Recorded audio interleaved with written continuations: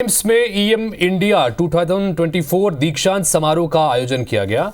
Atal Bihari Vajpayee auditorium में कार्यक्रम का आयोजन किया गया। कार्यक्रम में मुख्यमंत्री डॉक्टर मोहन यादव भी शामिल हुए और इस दौरान उन्होंने अपनी बातें वहां पर छात्रों से कही।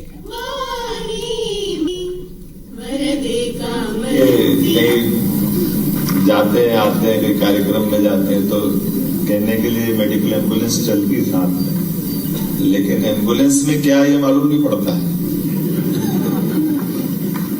कई बार स्टेथोस्कोप लगा करके किसको बिठा देते भगवान जाने।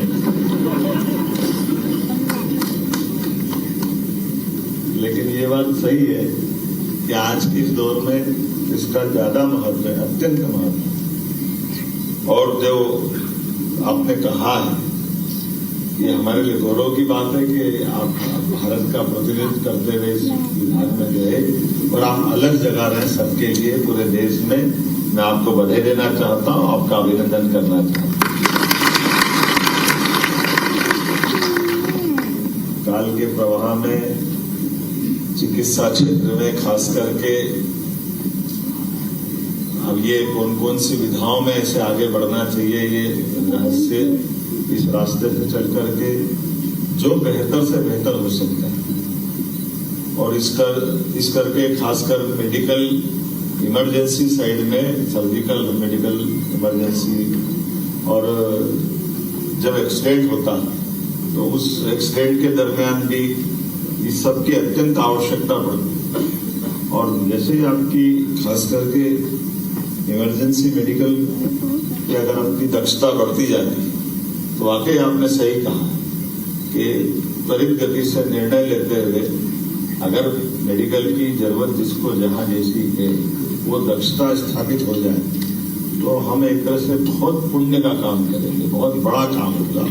ये बड़ा काम है, छोटा मोटा काम है। कुछ चीजें अटपटी जरूर लग सकती है। अपने जरा कई उदाहरण अपने सामने, हमारे तो 33 करोड़ देवी देवता में पहले देवता ही गणेश जी हैं। वो कौन सी मेडिकल इमरजेंसी हुई होगी, लेकिन ट्रांसप्लांट का इससे बड़ा उदाहरण क्या मिलेगा। भगवान का शरीर जो दिखाई देता, कोई तो सर्जरी हुई होगी, कुछ तो हुआ होगा।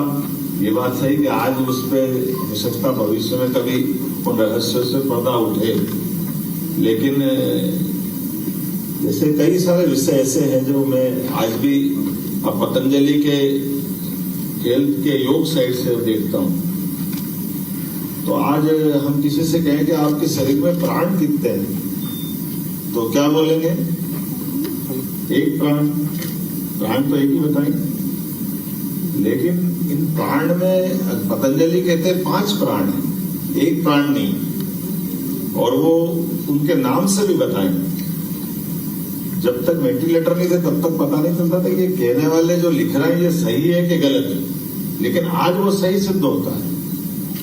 वैसे वो पंडित जी भोजन भी कराते तो जहां वो प्राण छिपे उसी को भोजन कराने के लिए वो मंत्र बोलते हैं, प्राणा स्वा, उदाना स्वा, समाना स्वा।